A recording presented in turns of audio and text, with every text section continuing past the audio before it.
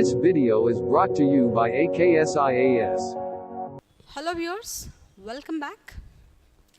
So మనం last వీడియోలో motions off parliament చూసాం కదా, తీర్మానాలు. సో దాంట్లో ఒక కట్ మోషన్ని మనం కట్ చేసాం. దాని గురించి ఏంటని ఇప్పుడు చూద్దాం. ఈరోజు టాపిక్ బడ్జెట్ గురించి లైట్గా డిస్కస్ చేసుకుని తర్వాత కట్ మోషన్ అంటే ఏంటి అనేటువంటి విషయం మీద మనం డిస్కస్ చేద్దాం.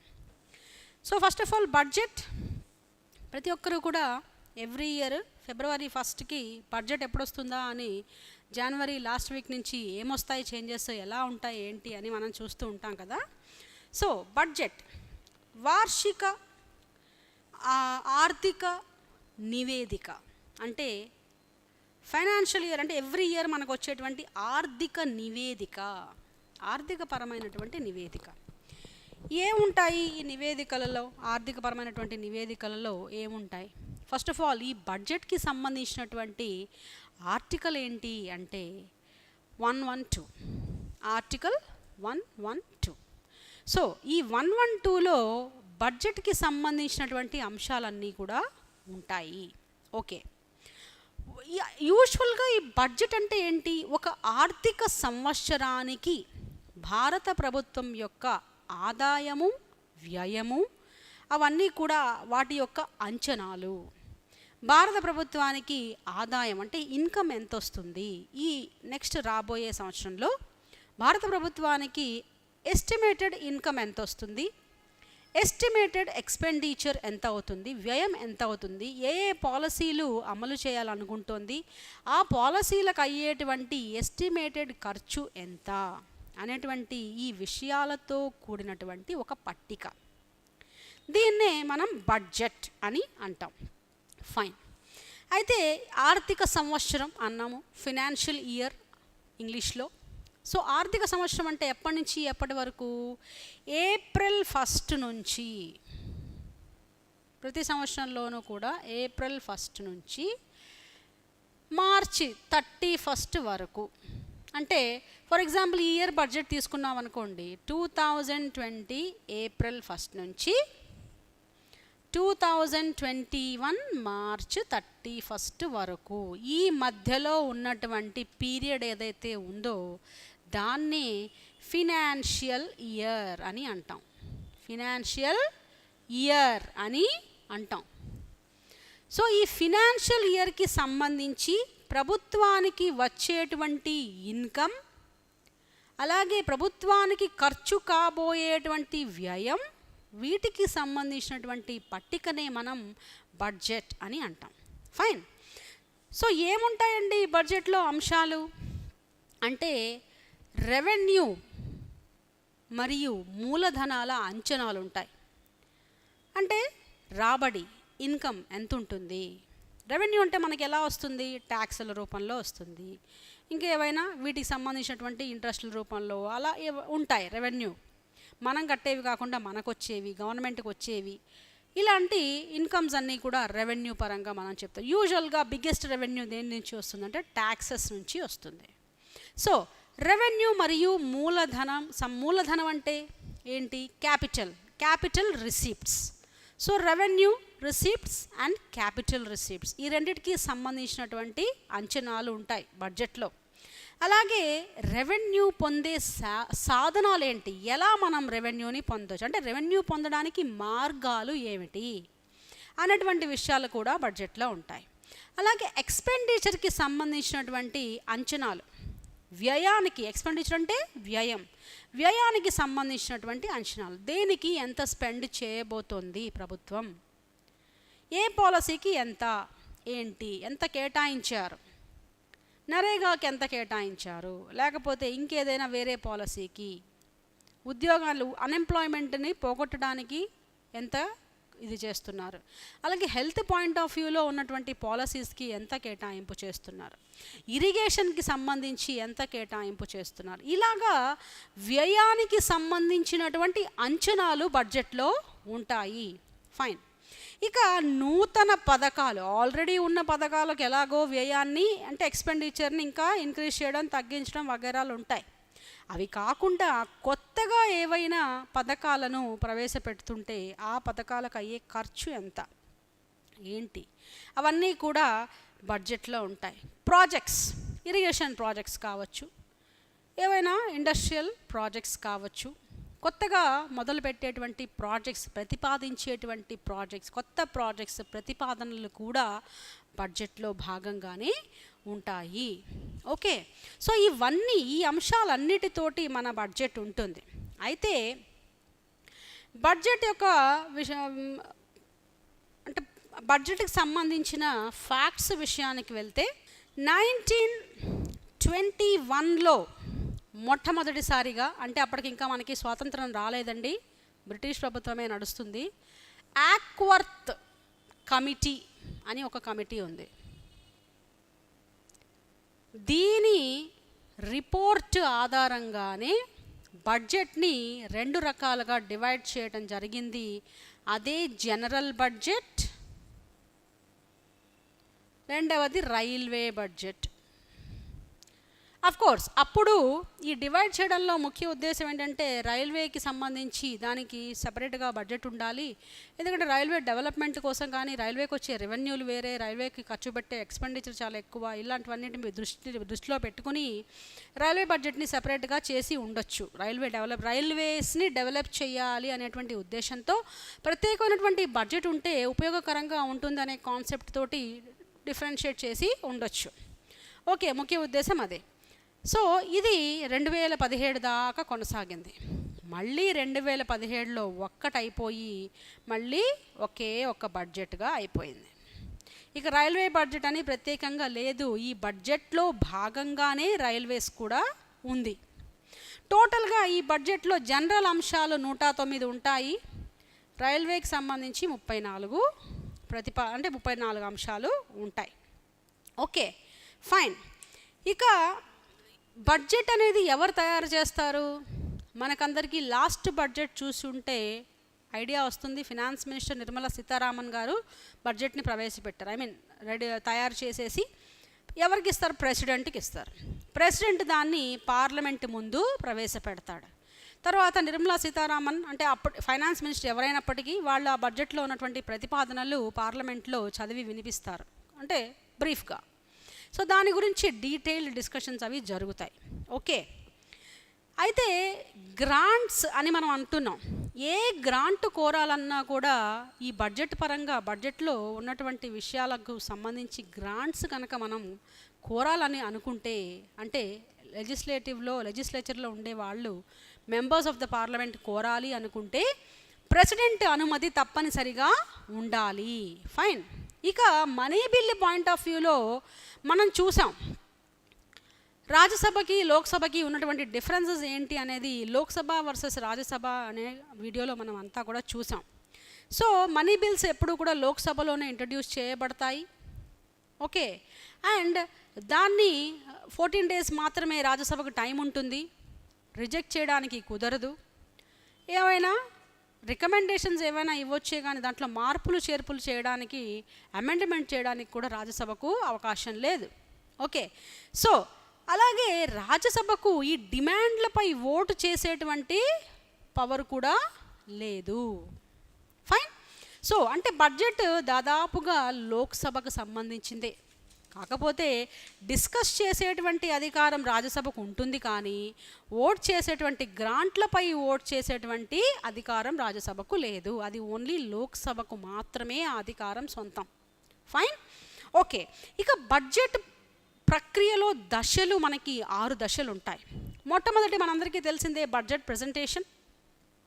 సో ప్రెసిడెంట్ ప్రజెంట్ చేస్తాడు పార్లమెంట్ ముందు. పార్లమెంట్లో దానిలో ఉన్నటువంటి విషయాలన్నీ కూడా ఫైనాన్స్ మినిస్టర్ బ్రీఫ్గా ప్రజెంట్ చేయడం, సమర్పించడం జరుగుతుంది. తర్వాత సాధారణ చర్చ, జనరల్గా, అంటే ఫస్ట్ బడ్జెట్ ప్రజెంటేషన్, అంటే 6 దశలు ఉంటాయి బడ్జెట్ ప్రక్రియలో. సో ఫస్ట్ది బడ్జెట్ ప్రజెంటేషన్.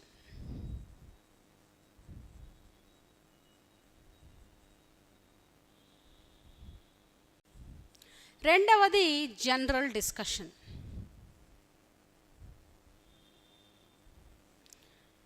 సాధారణ చర్చ, జనరల్ డిస్కషన్ అంటే మెంబర్స్ ఆఫ్ ద పార్లమెంట్ అందరూ కూడా సాధారణంగా నార్మల్గా చర్చ చేసుకోవడం అనేది జరుగుతుంది. మూడవది స్క్రూటినీ. ఎవరు స్క్రూటినీ చేస్తారు? పరిశీలన. స్క్రూటినీ అంటే ఎవరు పరిశీలిస్తారు అంటే డిపార్ట్మెంట్ల కమిటీలు.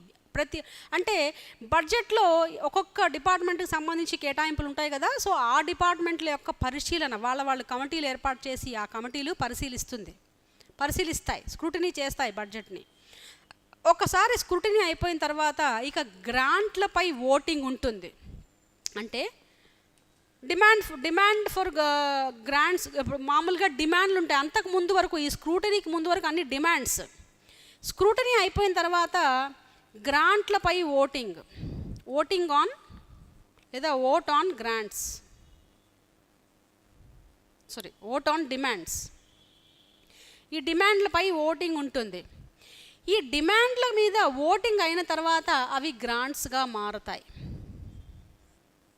అంటే మొదట డిమాండ్స్గా ఉంటాయి, డిమాండ్స్ తర్వాత దీన్ని ఓటింగ్కి పెడతారు. ఓటింగ్, లోక్సభ మెంబర్స్ ఓటింగ్ అవుతుంది.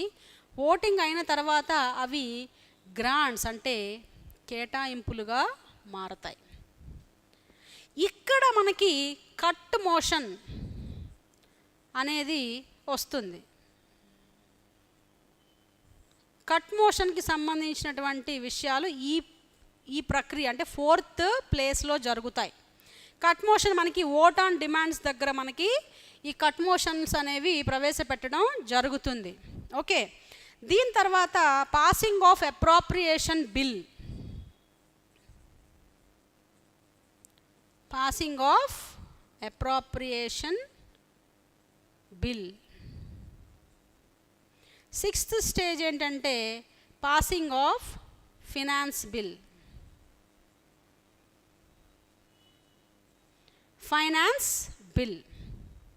Passing of finance bill. Passing of appropriation bill అంటే అనుమతి ఉపక్రమణ bill. Passing of financial bill అంటే ఆర్థిక బిల్లు ఆమోదం. ఓకే, సో ఇక ఈ గ్రాంట్ల దగ్గర కట్ మోషన్ అనుకున్నాం కదా. ఈ పాసింగ్ ఆఫ్ అప్రోప్రియేషన్ బిల్ ఏంటి మళ్ళీ అంటే యూజువల్గా బడ్జెట్ అంటే ఏదైనా ఒక ఎక్స్పెండిచర్ మనం రెవెన్యూ మీద అంటే ట్యాక్సెస్ మీద మాత్రమే, రెవెన్యూ మీద మాత్రమే ఆధారపడి వ్యయాన్ని ప్లాన్ చేయాలి. కానీ కొన్ని అనివార్య పరిస్థితుల్లో కొన్ని పాలసీస్కి రెవెన్యూ ద్వారా వచ్చే డబ్బులు సరిపోనప్పుడు కన్సాలిడేటెడ్ ఫండ్ ఆఫ్ ఇండియా నుంచి కూడా కొన్ని గ్రాంట్లు తీసుకోవడం అనేది జరుగుతుంది. సో అలా తీసుకోవాల్సినటువంటి గ్రాంట్లకు సంబంధించి ఈ అప్రోప్రియేషన్ బిల్లు ప్రవేశపెట్టడం జరుగుతుంది. దాన్ని పాస్ చేస్తే కన్సాలిడేటెడ్ ఫండ్ ఆఫ్ ఇండియా నుంచి మనకి డబ్బులు రిలీజ్ అవుతాయి గవర్నమెంట్కి. సో ఆ డబ్బుల్ని అది అనుకున్నటువంటి పాలసీస్కి, ప్రోగ్రామ్స్కి స్పెండ్ చేసేటువంటి అవకాశం ఏర్పడుతుంది. ఇక పాసింగ్ ఆఫ్ ఫినాన్స్ బిల్ అంటే ఫినాన్స్ బిల్లు ఆల్రెడీ మనం ఇంతకుముందు మనీ బిల్, ఫినాన్స్ బిల్కి సంబంధించిన విషయాలు చూసాము. ఆ ఇతరత్ర అన్ని విషయాలు కూడా ఫైనాన్స్ బిల్ కిందకు వస్తాయి. అవన్నీ కూడా పాస్ చేయడంతో బడ్జెట్ ఆమోదించడం అనేది జరిగిపోతుంది, కంప్లీట్ అయిపోతుంది బడ్జెట్ ప్రక్రియ. ఫైన్.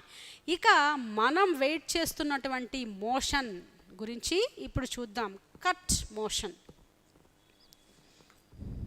ఈ ఓట్ ఆన్ డిమాండ్స్ దగ్గర మనకి కట్ మోషన్ అనేది ఉపయోగపడుతుంది. అక్కడే మనకి ప్రవేశపెడతారు.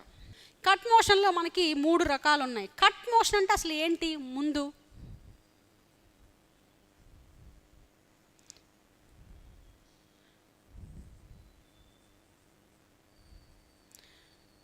కట్ మోషన్ అంటే ప్రభుత్వం ఎక్స్పెండిచర్ని ప్లాన్ చేస్తుంది కదా బడ్జెట్లో.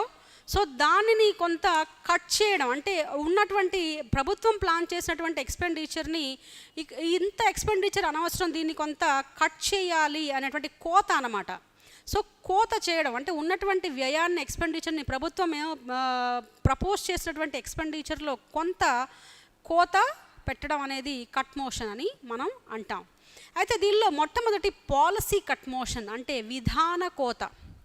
విధాన కోత అంటే ఏంటి? అసలు ఒక పాలసీ ప్రభుత్వం ప్రవేశపెట్టింది, ఆ పాలసీని అంటే ప్రభుత్వాన్ని డిఫీట్ చేయాలి. ఈ పాలసీ నచ్చలేదు అనుకోండి, అప్పుడు ఈ పాలసీ మాకు నచ్చలేదు, సో ఈ పాలసీకి సంబంధించిన వ్యయాన్ని 1 రూపాయికి రూపీకి తగ్గించేసేయాలి, ఈ పాలసీ యొక్క వ్యయాన్ని పాలసీ కట్ మోషన్ ద్వారా రూపాయికి తగ్గించాలి అని ప్రవేశపెడతారు. దాన్నే పాలసీ కట్ మోషన్. అసలు పాలసీయే వద్దు, పాలసీనే కట్. ఏ పాలసీ అయితే ప్రభుత్వం ప్రవేశపెట్టిందో అసలు ఆ పాలసీ ఎవరికి నచ్చలేదు. సో దాన్ని కట్ చేయడాన్ని ఇది వద్దు అని చెప్పకుండా ఏం చేస్తారంటే దీని వ్యయాన్ని రూపాయికి తగ్గించండి అంటారు. అంటే అర్థం ఏంటి, అసలు ఈ పాలసీయే మాకు నచ్చలేదు, ఈ పాలసీ కంప్లీట్గా తీసేయాలి. ఓ విధంగా ఇది ప్రభుత్వానికి ఎగనెస్ట్గా వెళ్ళినట్టే. యూజువల్గా ఈ పాలసీ కట్ మోషన్ అనేది అపోజిషన్ వాళ్ళే ప్రవేశపెడతారు. ఎందుకంటే బడ్జెట్ ప్రవేశపెట్టేది ఎవరు, ప్రభుత్వం, మెజారిటీ పార్టీ. యూజువల్గా ఈ పాలసీ కట్ మోషన్ ప్రభుత్వం ప్రవేశపెట్టదు, అంటే ప్రభుత్వ తరపు పార్టీ ప్రవేశపెట్టదు, అపోజిషన్ వాళ్ళే ప్రవేశపెడతారు. సో దీనికి లోక్సభలో ఎక్కువగా మెజారిటీ పార్టీ ఉంటుంది కాబట్టి ఈ కట్ మోషన్ డిఫీట్ అయిపోతూ ఉంటుంది. కానీ ఒకవేళ అవిశ్వాస తీర్మానం కనుక ప్రభుత్వం మీద అందరికీ వచ్చేసింది అనుకోండి, అప్పుడు ఈ పాలసీ కట్ మోషన్ ద్వారా వాళ్ళ యొక్క అవిశ్వాసాన్ని చూపిస్తారు. అసలు వద్దు ఈ పాలసీ అని మెజారిటీ పార్టీలో ఉన్న మెంబర్స్ కూడా అగెనెస్ట్గా ఓట్ చేసినప్పుడు ప్రభుత్వానికి అగెనెస్ట్గా మొత్తం అందరూ ఉన్నారని అర్థమవుతుంది. ఓకే, ఇక నెక్స్ట్ ఎకానమీ కట్, వ్యయం కోత. ఎకానమీ ఆర్థిక కోత అనొచ్చలేదంటే ఎకానమీ కట్ మోషన్. అంటే ఫర్ ఎగ్జాంపుల్ ఏదైనా ఒక స్పెసిఫిక్ పాలసీ ఉంది, ఆర్థిక కోత అంటాం దీన్ని. ఒక పాలసీ ఉంది, దానికి ఒక 100 కోట్లు బడ్జెట్లో చెప్పారనుకోండి. ఈ పాలసీకి 100 కోట్లు ఎక్స్పెండిచర్ని ఎస్టిమేట్ చేస్తున్నాము అంటే అవసరం లేదు, తక్కువ అయిపోయేది, ఇది చాలా ఎక్కువైపోయింది ఆ పాలసీకి, దీనికి 60 కోట్లు చాలు, 40 కోట్లు ఎక్స్ట్రాగా మీరు వేశారు, సో 60 కోట్ల కంటే ఎక్కువ దీనికి అవసరం లేదు, తగ్గించండి అని పెట్టేటువంటి కట్ మోషన్నే ఎకానమీ కట్ మోషన్ అంటాం, ఆర్థిక కోత. ఓకే, సో ప్రపోజ్డ్ అమౌంట్ ఎక్స్పెండిచర్లో నుంచి కొంత అమౌంట్ని, స్పెసిఫైడ్ అమౌంట్ని కోత పెట్టడం అంటే తగ్గించటం. ఆర్థిక పరంగా ఇబ్బందులు ఉన్నాయి, 100 కోట్లు దానికి అవసరం లేదు, సో 40 కోట్లు తగ్గించి 60 కోట్లకే ఈ పాలసీని పెట్టండి అనేటువంటి ఒక తీర్మానం అది. అండ్ ఫైనల్గా టోకెన్ కట్. ఇదంతా ఇంపార్టెంట్ ఏం కాదండి, బట్ కాకపోతే ఏంటంటే నామమాత్రపు కోత అంటాం దీన్ని, టోకెన్ కట్, నామమాత్రపు కోత, టోకెన్ కట్ మోషన్, ఇది నామమాత్రపు కోత అని దీన్ని అంటాం. అయితే ఇది పెద్ద ఇంపార్టెంట్ కాదు. యూజువల్గా ఏంటంటే ప్రభుత్వ బాధ్యతపై అసంతృప్తిని వ్యక్తం చేస్తూ మెంబర్స్ కొంతమంది దీన్ని ప్రవేశపెడతారు. దాంట్లో జస్ట్ 100 రూపీస్ తగ్గించండి ఈ పాలసీలో అంటారు. 100 రూపీస్ అనేది కోట్ల విషయంతో కంపేర్ చేసుకుంటే చాలా తక్కువ కదండి, నెగ్లిజిబుల్.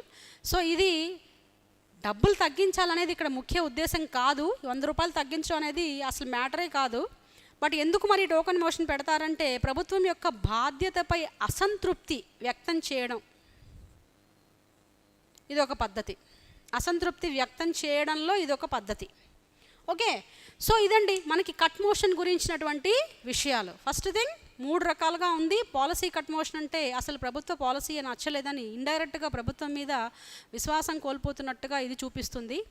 యూజువల్గా ఈ policy cut motion opposition party వాళ్ళు పెడుతూ ఉంటారు, ఎందుకంటే మెజారిటీ పార్టీ వాళ్ళు తాము పెట్టిన పాలసీని తామే కట్ చేసుకోరు కనుక. సో ఒకవేళ అలా జరిగింది అంటే ప్రభుత్వం మీద విశ్వాసం కోల్పోయినట్టే లెక్క. అండ్ దెన్ ఎకానమీ కట్ ఉంటుంది, ఆర్థిక కోత. ఇదేంటంటే ఒక స్పెసిఫిక్ అమౌంట్ని తగ్గించడం, కోత పెట్టడం, ఆర్థిక పరిస్థితుల ద్వారా కోత పెట్టడం అనేటువంటి విషయం మీద ఆధారపడి ఈ మోషన్ ఉంటుంది, దీన్ని తీర్మానించడం జరుగుతుంది. నెక్స్ట్ టోకెన్ కట్ మోషన్, ఇది నామమాత్రం, జస్ట్ ప్రభుత్వం మీద, ప్రభుత్వ బాధ్యత మీద అసంతృప్తిని వ్యక్తం చేయడం కోసంగా ఈ మోషన్ ఉంటుందే కానీ 100 రూపీస్ తగ్గించడం ఒక పాలసీలో అనేది అది అసలు మ్యాటరే కాదు. So this is all about token cut motion, token cut motion. అంటే కట్ మోషన్ కంప్లీట్గా మనకి కట్ మోషన్ అంటే ఏంటనేది మనకు ఒక ఐడియా వచ్చింది. సో దీంతో మనకి ఆల్మోస్ట్ పార్లమెంట్లో ఉన్నటువంటి ఇంపార్టెంట్ టాపిక్స్ అన్నీ కూడా మనం కవర్ చేసాం. సో వీటన్నిటిని కూడా మీరు బాగా చదువుకుంటే, పార్లమెంట్ ఇప్పటివరకు చదవడానికి చాలా చాలా భయపడేటువంటి అభ్యర్థులందరూ కూడా దీన్ని మనం సెపరేట్గా చిన్న చిన్న పార్ట్స్గా డిసెక్ట్ చేసి మనం వాటిని డీటెయిల్డ్గా డిస్కస్ చేసుకున్నాం కనుక వీటిని మీరు ఈజీగా చదువుకోగలుగుతారు. వీటికి సంబంధించిన వీడియోస్ దాదాపు 10-11 వీడియోలు ఉన్నాయి. అవన్నీ కూడా మీరు పార్లమెంట్ వీడియోస్ అన్నీ కూడా మీరు చూడండి. దాన్ని బట్టి మీకు పార్లమెంట్ మీద కంప్లీట్ అవగాహన వస్తుంది. ఎగ్జామ్స్లో ఇది మీకు చాలా ఉపయోగపడుతుంది. బికాజ్ పార్లమెంట్ అనే టాపిక్ ఎక్కడైనా కూడా for UPSC as well as group 1 group 2 అన్ని కాంపిటేటివ్ ఎగ్జామ్స్కి ఇది చాలా చాలా ఇంపార్టెంట్ అండ్ అభ్యర్థులు చాలా భయపడేటువంటి టాపిక్ కూడా. సో దీన్ని మనం క్లియర్గా డిస్కస్ చేసుకుని ఈ వీడియోలు చూస్తే మీకు చాలా క్లారిటీ వస్తుంది. సో నెక్స్ట్ టాపిక్తో మనం నెక్స్ట్ వీడియోలో కలుద్దాం. Until then take care. This video is brought to you by AKSIAS.